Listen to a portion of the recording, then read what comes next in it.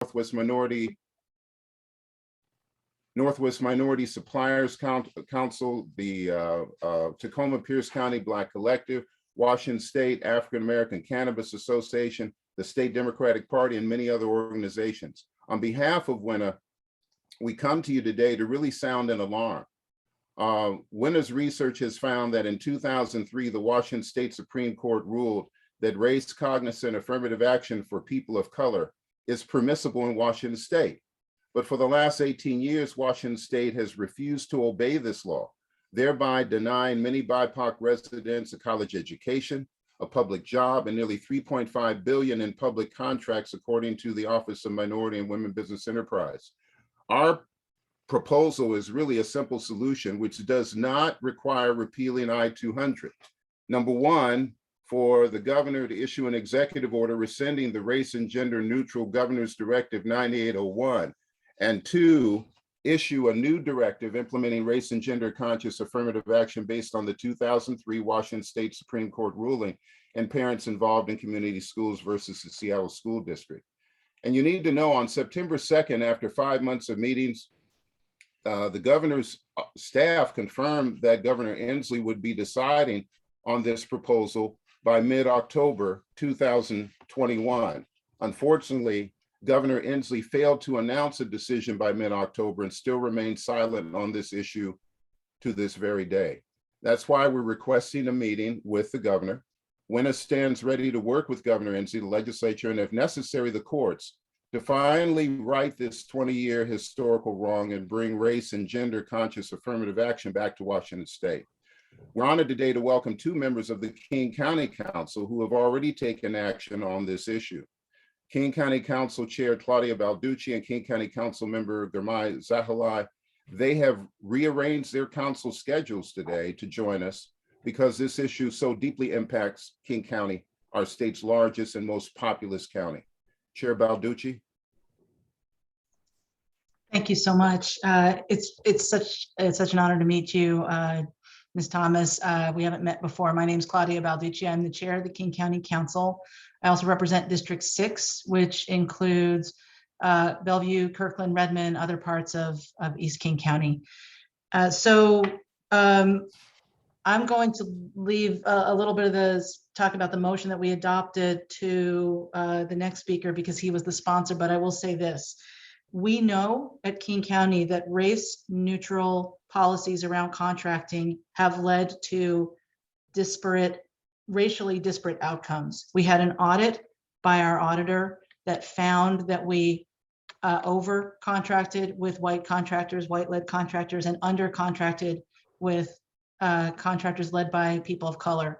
And that means that we are not providing fair and equitable opportunity with taxpayer dollars, which should be available to everyone fairly. These are opportunities to lift up businesses, people, communities that are going, these are wasted opportunities that we have. And so I was really glad to see Councilmember Zahilay, who you'll hear from in a minute, bring forward this motion. We adopted it unanimously, and we are not Seattle. We have Republicans on our council. And so it was a vote of all 9 of us, including our 3, we are nonpartisan technically, but 3 of us are Republicans and 6 of us are Democrats, and everybody voted for this because we know it's important and we know it's critically necessary. We are working, and our motion did not just point at the state. It also pointed at ourselves. We need to work on race conscious policies that we know work. We know from studies nationwide over the decades that these policies work and start to really close that opportunity gap. But we would really, really encourage Governor Inslee to join us as partners in having us all lean into what we are allowed to do by law so that we can really make a difference and that we can own it together and that we can lead across the state, around the county, and sort of help bring other governments along with us, because we can make a tremendous difference for so many people and it's so long overdue. So I don't know if there's more that you want to hear from me, but I just really want to offer the governor our support and our encouragement to change, to issue a new executive order. And we will be right there with him when he does. We will be very supportive and we'll be advocating for everyone to do this as well. So thank you so much for your time and for caring about this issue. It's very important to us. Thank you so much, Chair Balducci. Chief of Staff Thomas, thank you so much for your time. This is such an important issue, and I'm so glad that we could all come together to talk about it today. I feel like in our state, we often talk about our upside down tax code as something that really devastates communities, and we don't talk enough about I-200 and 9801. We don't talk about it enough. So I'm glad we're elevating it right now. I-200 and its implementing Executive Order 9801 have had devastating impacts on women and communities of color, especially Black Washingtonians. In the 2 decades since taking effect, these laws have funneled billions with a B of dollars out of these groups, out of our communities, and slashed so many educational opportunities as well. And as Chair Balducci mentioned, this steep decline in economic opportunity at the state level is very much felt by us at the local King County level. Earlier this year, we had a King County auditor's report released that was entitled "Contracting Inequities Persist in a Race-Neutral Environment."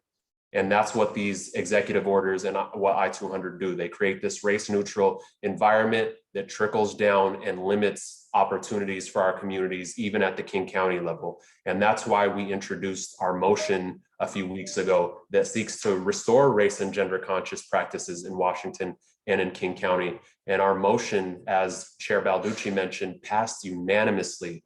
All of the Republicans, all 3 Republicans, all 6 Democrats supported it. That's the kind of appetite that exists for us to do the right thing here. And as Chair Balducci also mentioned, we didn't just point fingers at anyone else. We know at King County, we have so much work to do. So that's why our motion seeks to reestablish a minority and women business enterprise office at King County. It seeks to set measurable county-wide goals for spending with WIMBY contracts. It advances the recommendations in that county auditor report that I mentioned before. And it also supports our executive, Dal Constantine, to order pro-equity contracting. And lastly, of course, it asks Governor Inslee to rescind Executive Order 9801. It invites him to join us in this movement in rescinding this order and implementing contracting equity all around our state. So we encourage this to happen. Thank you so much for your time, and we hope to get some good news soon. Thank you so very much, Council Members Zahilay and Chair Balducci. Jesse, let's go into our presentation. Well, I want to give, because the council members are going to be leaving soon, I wanted to give Chief of Staff Thomas an opportunity now to ask them questions if she has any. Excellent. Thank you. I don't have any questions. I do have appreciation for you all elevating this issue. I've been around state government for 24 years now, and I am just so happy and thankful that there is a united and focused front in terms of advancing equity goals across the board. So no questions at this point, but just thanks for your attention to this. Thank you, Chief of Staff Thomas. May I ask a quick question? Is there any status update from the governor on where he is with potentially rescinding 9801? Yeah, and so one of the things I want to convey is that we are in active conversation. And I also want to recognize the urgency that comes along with a request like this. I feel it in my own communities. We feel it in our communities. Damage has been done. So we are in active conversation. This is layered as I dig into the details about this. 9801 is one piece of the puzzle. There are other pieces of the puzzle in terms of other state laws, federal laws, and so we're navigating through all of that. And it is at the top of my list of things to do. I've convened an internal group because the complexity in dealing with state government is making sure that there's clarity, right? And then also clarity in implementation. We don't want there to be questions about, well, what does this mean? And how's agency X going to do it? So we are working through those issues right now. I want to make sure that we are focused not only in moving in the direction of rescinding 9801, but being very clear about what we replace it with and what does it mean in terms of implementation in our agency. So that is my focus right now, and we have an internal group working on that. I wish I could give you, council member, a drop dead date. I think the thing that's important to me is to make sure that once the rescission happens, that we have something in its place and that there's clarity around that. So that might take a little bit of time, and I don't mean a lot of time, I mean a little bit of time, but I want us to have our stuff together in terms of state agencies. Thank you so much, Chief of Staff Thomas. So it's more so making sure we have clear guidelines if it is removed and that we don't run into any unintended consequences, and less so that you found any cons with rescinding 9801 so far. I don't want to put words in your mouth. I just want No, what I'm saying is that is the direction we are moving. I'm in agreement with you all that we need to remove barriers and create more access. So I think that's just one piece of it. But in removing that, as I dug into the details, it's not as simple as just rescinding it. Something has to go in its place. And we have to have conversations about what does that mean in practical terms, and then what our state agency is going to do about it. And so that's what we're now, it's not an if, it's a timing issue and a how are we going to do it. And that's what we're trying to work through right now with our state agencies. Thank you so much. Thank you very much. Chair Balducci, did you have questions of Chief of Staff Thomas? I really appreciated the questions and the colloquy with my colleague, Councilmember Zahilay, and I want to leave room for you all to do your presentation, but I loved what I heard just then. And I just want to offer that if King County can be helpful in any way, we are definitely here for that. Thank you. Attorney Hawkins, are we ready for the presentation? Absolutely.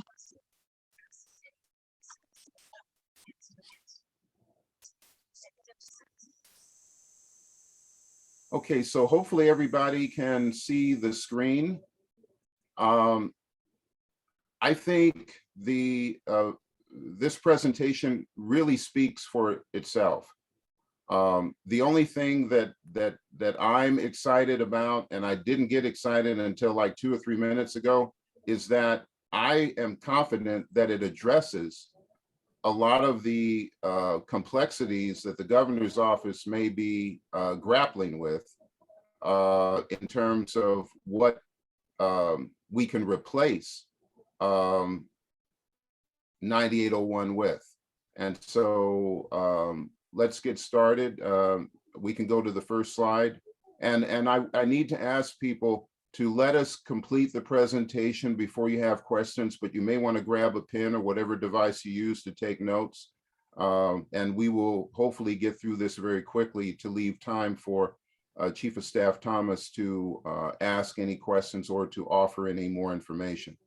So as you can see, this is an alarm. And on behalf of the Washington Equity Now Alliance, we come to you today to sound an alarm. And we obviously have a warning. This presentation contains disturbing information about Washington State. However, WENA stands ready to work with Governor Inslee, the legislature, or if necessary, the courts, to finally right what has been an over 20-year historical wrong and bring race and gender conscious affirmative action back to Washington State. Next.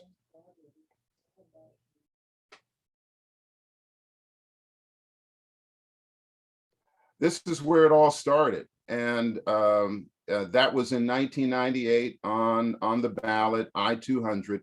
And the first thing we want to say, and this is tough for many of us to say because many of us have been fighting to overturn I-200 because we believed what was, and now we can declare to be the big lie, that I-200 killed affirmative action. So let us be the first community to say publicly, Initiative 200 did not kill affirmative action in Washington State from the very start. And what you're seeing there in the visual is the actual ballot measure that appeared on millions of voters' doorsteps or mailboxes before the election and what they used to vote. And it said what Initiative 200 won't do. Initiative 200 does not end all affirmative action programs. It prohibits only those programs that use race or gender to select a less qualified applicant over a more deserving applicant for a public job, contract, or admission to a state college or university. That is a verbatim quote. And you can see the focus is not so much race and gender, it's really qualifications. That's it. And obviously it passed 58%. And that was on November 3rd, 1998. December 3rd, 1998 came a Governor's Directive 9801, which limited race and gender conscious affirmative action to only outreach and recruitment. And you, okay. All right, we will go backwards, forwards, I'm not sure. What I'm seeing is Office of Women and Minority Business Enterprises. Is that what everyone else is seeing? Okay, and are you seeing a $3.5 billion figure? We were. Yeah, so I'll wait. And Jesse, you know this by heart, man. Make it happen. well, I don't want to conflict with what ultimately people are seeing, because most of you are seeing this for the first time. So obviously, you know that I-200 did not kill affirmative action. So we can go to the next slide now. I hope it is the next slide. Okay. Governor's Directive 9801 limited race and gender conscious affirmative action to only outreach and recruitment. In other words, not hiring, not contracting, not admitting someone into school, just recruiting and reaching out to them. But here's where the dagger was. The governor said all executive agencies are directed to review their rules, policies, procedures, and goals, and to make changes where necessary to be consistent with this directive. In other words, take out whatever you were doing before, which was race and gender conscious affirmative action, and replace it with this. And that is where the next slide takes you. We've actually had to go to meet with people at the county level, to meet with people at the school district level, to meet with people at the city level and other levels of government, as well as state agencies. And what you see on the screen now is just how embedded the policies of GD 9801 are. We have found, even in King County, affirmative action plans, it states for our affirmative action plans prohibit hiring or employment preferences based on gender or race. That doesn't come from I-200. That comes, or what is now RCW 496400, that comes from Governor Locke's directive. Over in Pierce County, it says they have a clause, the passage of I-200 in 1998 eliminated mandatory goal setting for locally funded projects. There's no such language in I-200 that deals with goals, mandatory, aspirational, or otherwise. It comes from the directive. And then finally, in school districts, 295 school districts have this clause below in all of their affirmative action plans. Affirmative action plans may not include hiring or employment preferences based on gender or race, including color, ethnicity, or national origin. Under state law, racial minorities and women may not be treated preferentially in public employment. This policy is so embedded without the label Governor's Directive 9801, because now nearly a quarter of a century after it was put in, it's just law. It's just policy. It's in the oxygen we breathe. It's in the water we drink. And the only way we can remove that is starting at the beginning and at the top with the governor saying this is no longer, and to be honest, it has never been the law.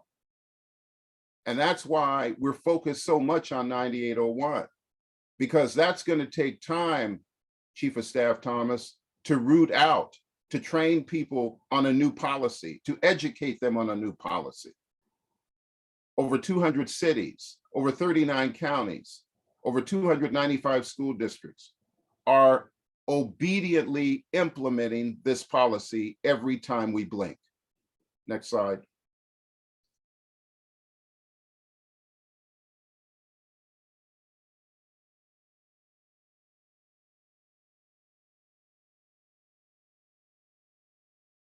Okay, and now we're back to the money. And so when you look at the damages, I mean, the state has already come forth and given us the number. This isn't WENA's number. This comes from the Office of Minority and Women Business Enterprises, and it only deals with contracting.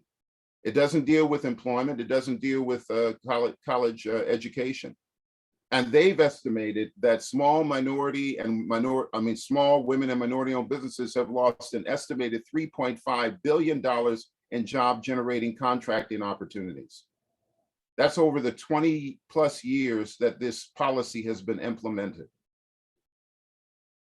$3.5 billion. Now, everybody knows that, you know, one of our sons of Washington, Bill Gates, is a multi-billionaire, but he would miss $3.5 billion. So imagine what poor folks miss when they're hit and they lose the opportunity to make $3.5 billion over a 20-year period. He would miss this money if it were somehow gone in 20 minutes. And we have been suffering from it for 20 years. Next slide.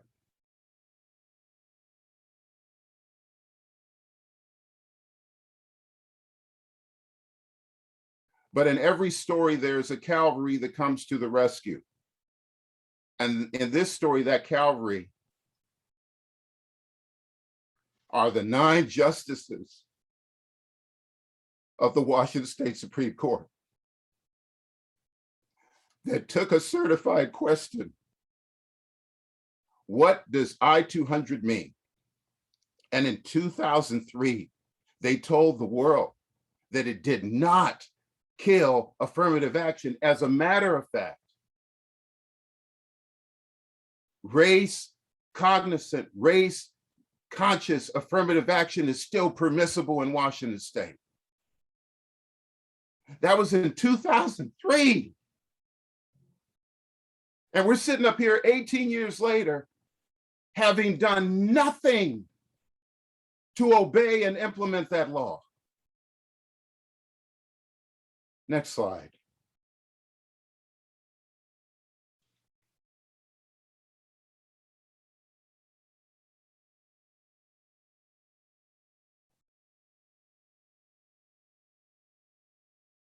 And there are more heroes to this story. And one of them is our Attorney General, Bob Ferguson. He didn't have to get involved because the Supreme Court has spoken. When the Supreme Court speaks and defines a statute, that's final and conclusive. But he knew that he took an oath not just to obey the Constitution, the federal and state, but to uphold Washington state laws. And he came forward and issued an advisory opinion concurring with the state Supreme Court and saying that this ruling applies not just to public education, which was the issue before the court, but it applies to all government operations. The underlined words say, by its terms, that statute applies to operation of public employment, public education, and public contracting without distinction. So the highest ranking law enforcement official in Washington state has deemed the Supreme Court decision to be credible and final. Did we rush to abide by the law in 2017? Unfortunately, the answer is not just no, but hell no. It's like nobody said anything. And so the pain and punishment as a result, because the poor folks are taking the brunt of this, that because they can't get to college, they can't get a public job, of which there are 300,000 of them available, city, county, state, and federal. They can't get a contract. And you have people shouting from the mountaintops that this is permissible. Go forth, use race, use gender. Nobody listened. Nobody did anything. Next.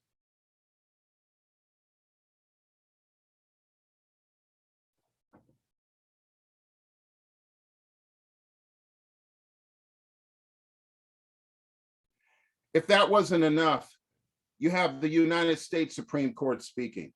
Okay, if maybe we don't regard our local leaders, judges, that their words mean anything, the US Supreme Court has also ruled on this issue. And they've said state governments can do what they want when it comes to affirmative action. And if you voted statewide to proceed with affirmative action, if your Supreme Court has said proceed with affirmative action, if your Attorney General said proceed with affirmative action, go ahead. With one exception, if there's any projects or institutions that receive even a penny or a dime of federal dollars, then our rules govern. And our rules assume that everything is race neutral at first. And we put the burden on those local governments to conduct disparity studies that are strictly scrutinized to show that you have a compelling state interest to do something to correct the underutilization of either employees that are available to work or contractors that are available to work or students that are trying to get a college education. And if your race neutral policies are not enabling you to achieve those goals of diversity, then you can move to race and gender conscious.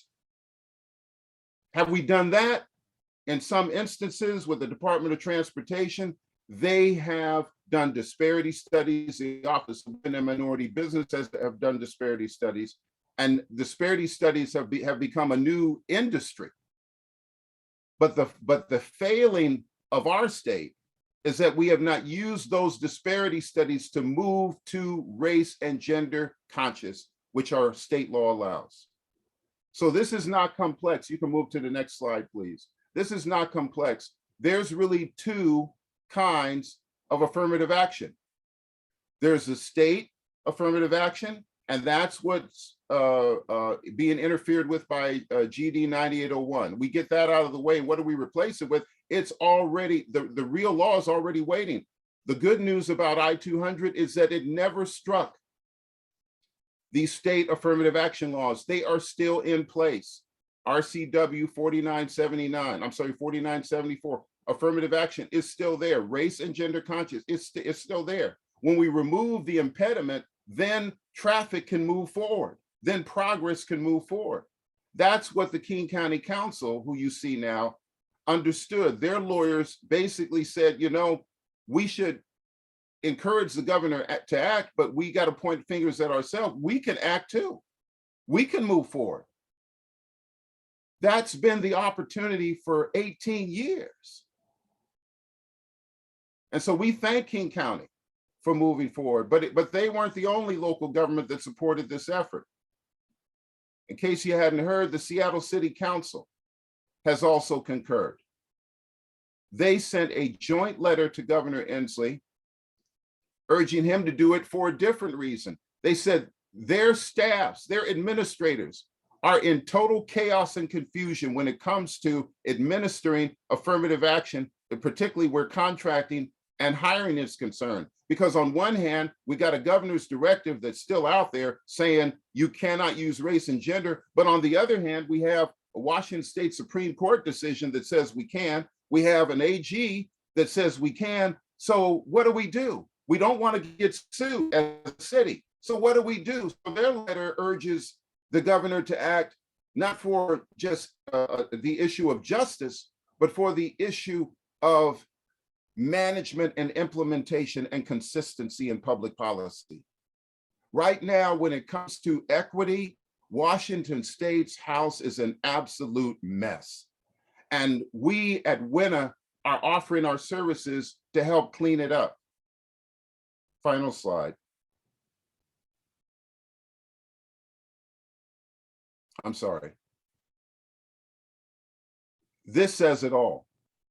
Governor Locke, who was the author of 9801, has come forward to us and to Governor Inslee.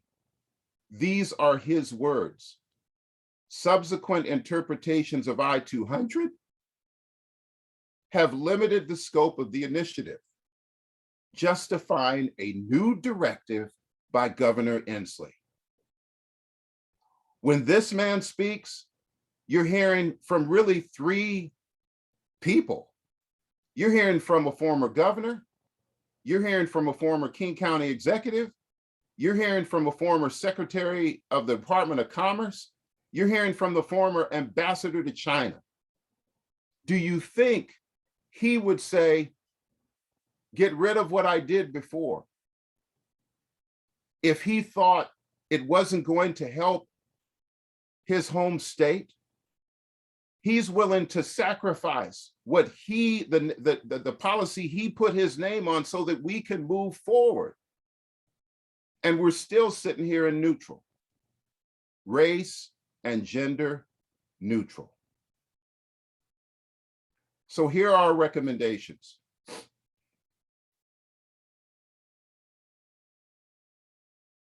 Number one, we need the governor to announce his decision on this by November 19th, with a scheduled signing by no later than November 24th.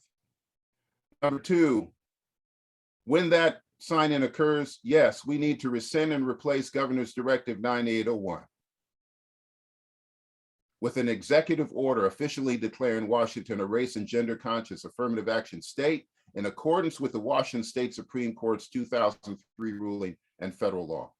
And number three, include WENA representatives on a governor's bipartisan race and gender equity task force to draft executive request legislation for the 2022 legislative session to finally codify the Washington State Supreme Court's interpretation of I-200 in statutory law.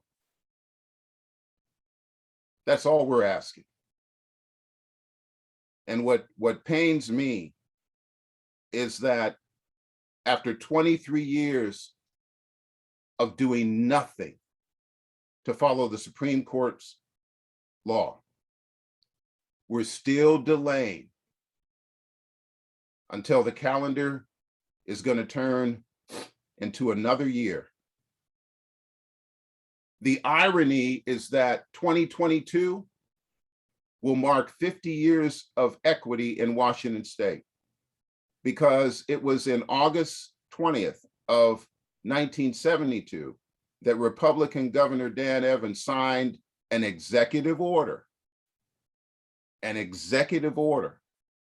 creating affirmative action for the first time in this state. Next August 20th, we want to celebrate 50 years, half a century of equity, not with this garbage and clutter that we have in our house now. So let's get together and clean the house. We got to get old furniture out, new furniture in. And I hope that that cleansing of the house begins today. Thank you.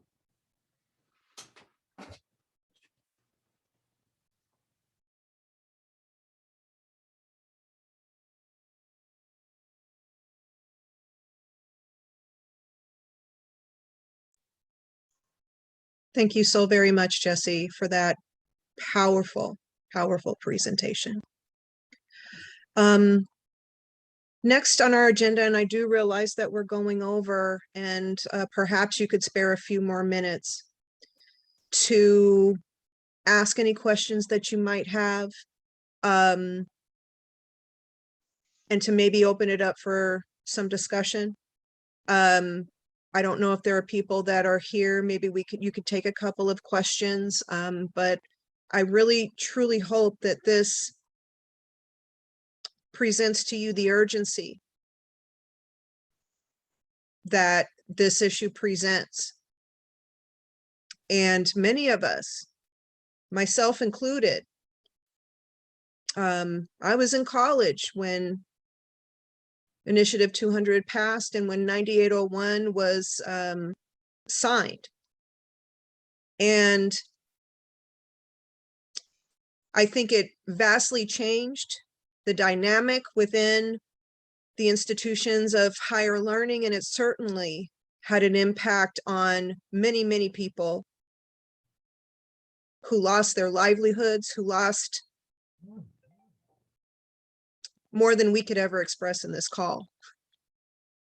So I am hoping that maybe you would take a couple of minutes to ask whatever questions that you might have of us, and to maybe take a couple of questions if anybody has any that they would like to present to you. And I really appreciate Chief of Staff Thomas, you being here and already giving us a little bit more time than you had originally set aside for us. Thank you. And I'm going to be quick because I have the governor and 3 agencies waiting for me. But I know that this is an important issue. It's important for me. It's important for all of you. And again, I want to extend my gratitude for your attention and focus on this. You make a great case. I just want to say from a personal standpoint, I don't need to be convinced that this is the right thing to do. I am very much a sort of matter of fact, how do we get things done? How do we get it done with clarity? How do we get it done in a way that is implemented in a way that we understand and makes sense and has impact? So that's the stage that we're at. There's some internal coordination that needs to happen on my team in terms of consulting with the Attorney General's office, which we are in active conversation with them in terms of what other barriers or issues need to be moved or shifted. I started out by saying that 9801 is one piece. It's a significant piece, but it is one piece. And so really understanding what else needs to be shifted and moved, but more importantly, clarity on what does this mean, what do we replace it with, and then how do we implement it? So that's the stage that we're in. Again, I do appreciate the very compelling case that has been made. Opportunities have been lost, livelihoods have been lost, and so I understand and agree with the urgency. So we are working, like I said, this is at the top of my list. We have a very capable team, including Dr. Johnson. I know that you all have had some interface with our policy advisor as well, Rochelle Davis. I have our policy director on this issue, consulting with our AGs as well to make sure that we put something in place that makes sense. So we're working toward that goal. I want you all to understand that. We will continue to keep you all updated on where we are. There's been quite a bit of work done, and I think we're very close on the contracting piece. I know that you all have been interfacing with OMWBE as well. So it's about putting all those pieces together. As you acknowledge, Mr. Weinberry, you know, these issues got ingrained. And so it's not as easy as flipping the switch. Details matter. The how matters. Implementing with integrity matters. And that's what I want us to work on. So you have my support. We're moving in the right direction, and we will get there. So that's what I have to offer you today. I do have to apologize because I do have to run. My life is organized in 30-minute increments. But I want you to know how important this issue is to me.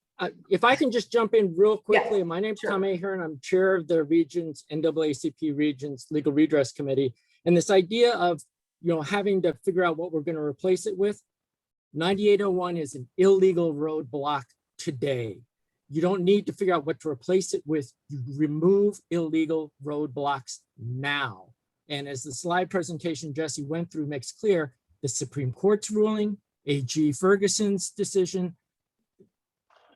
everything is there. You don't have to come up with more stuff. Remove the illegal roadblock now. And I know time's limited, so I'll shut up. Chief Thomas, just one more thing. This is Winona Hollinshead. You know me from my Aunt Jackie Jones Walsh. I'm working in her spirit. But again, I just want to say to you, if you could kindly set us up with a meeting with the governor. He promised that he would meet with us, and your staff said that he would meet with us. That hasn't happened. And when we talked to you about it, he was traveling. So now we know he's back from the travels. If you could just commit to setting us up with a meeting with the governor, that would be really important to us at this time. It's a critical time. The time is now, and we just need a conversation with the governor. Yes, and I want to be clear that I don't think it'll be sort of a full court press in terms of convincing him. Because I think that we're headed in the right direction. It's a matter of, and I heard what you said, Mr. Ahern, as well, but it's a matter of how are we interpreting this? What does it mean? Are there other things that we need to do? So I'm happy to arrange a meeting with the governor. I know that he met with a broader group back in the summer, I recall, and did say that he would meet with you all again. So we'll make that happen. Yes. I can get back to you in terms of timing. I think we do want to have a broader meeting to cover a number of issues that in follow up to the meeting that he had back in July, including this one. But again, I don't think it's a matter of convincing that this is the right thing to do. It's a matter of how do we proceed. Thank you. Yeah, Thank you for and- this and I month. could If we can just get add that to- meeting this month, that would be great. Thank you. Yeah, I'm sorry, and just very quickly, Kent Keel, I want to add that as president of the Association of Washington Cities, our organization is fully behind this. So all 281 cities and towns in the state of Washington is in support of this. Our agency is, and so this would help, I think, the governor with some of the backlash if it all comes out, and as well as I serve as a chairman of Sound Transit. We do billions of dollars of contracting all of the time. And that agency, I can tell you, is in support of this as well. So those are two agencies that we can bring to bear to help governor sift through what needs to happen and how this will be impacted to folks in the state. Ms. Thomas? Can you hear me? I can. Okay, two quick answers we need. What is the timetable and why aren't you asking us to help you, since we are the subject matter experts on this issue and it doesn't cost you anything? Yeah, so I can't give you a specific date, but I want you to know that we are working on this in earnest. That's not going to fall off my radar. Our team internally is working on it in earnest. So I can't give you a specific date. And in terms of your input, I guess I didn't mention it because I figured it went without saying. I know that you all have been in conversation with people on my team, and we, very much understand your input. And I know that there's ongoing conversation there. So I just assumed that was a given, that we would use the work that you all have been producing. Is that not the? No.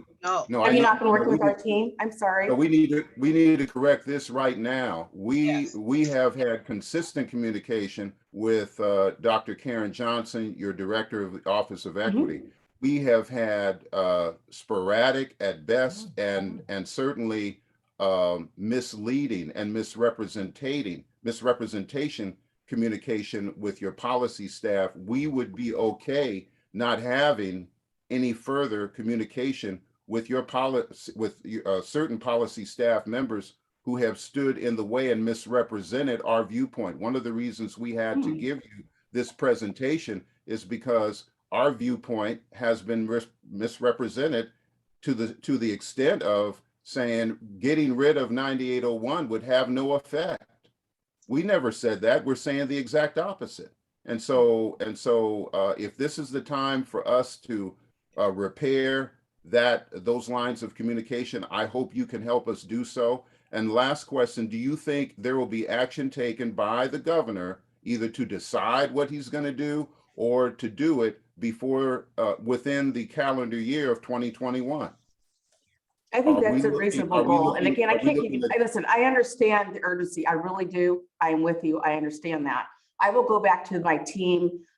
What you said in terms of the communications with my policy office is a bit concerning to me. So I need to figure out what's going on there. And we'll get back to you and let you know what time frame we are on. Like I said, we are in active conversation. I just met a week and a half ago that included a number of attorneys from the AG's office. It included our director of Office of Equity of OMWBE, our policy director. We are in active conversation on this. So I will definitely get back to you with the time frame, but know that this is at the top of my radar. And I would like to perhaps offline understand a little bit more around your concerns with regards to communications with our policy office. I mean, that's news to me. Yeah. Yes, I'll call you and I'll provide you all of the email documentation as well. Okay. And I really have to apologize. I'm 20 minutes over and I've got to get to my next meeting, but we'll be in communication. And Dr. Johnson, I don't know if you have time to stick around, but she is aware of the work that we're doing internally as well.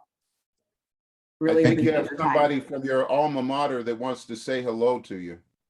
Dr. Gordon? Ms. Thomas, as a proud new greener, I just want to say hello and just to say to you that our efforts in higher education and at the Evergreen State College are on enrollment, recruitment, and retention. And this change would make our job a lot easier, as you know from your time at Evergreen. Congrats on all the achievement, and we're here to support you with great pride. Well, thank you so much. I am a greener to the bone. My father graduated from the Tacoma campus of the Evergreen State College after being urged by the founder there, Dr. Maxine Mims, who is a great family friend. I just love her so much. So we have deep roots there. We want the school to be successful. I have a high school age daughter who is interested in going in Evergreen and going to Evergreen. So we want to make sure that school stays strong and enrollments increase and all of those good things. So thank you so much for those words.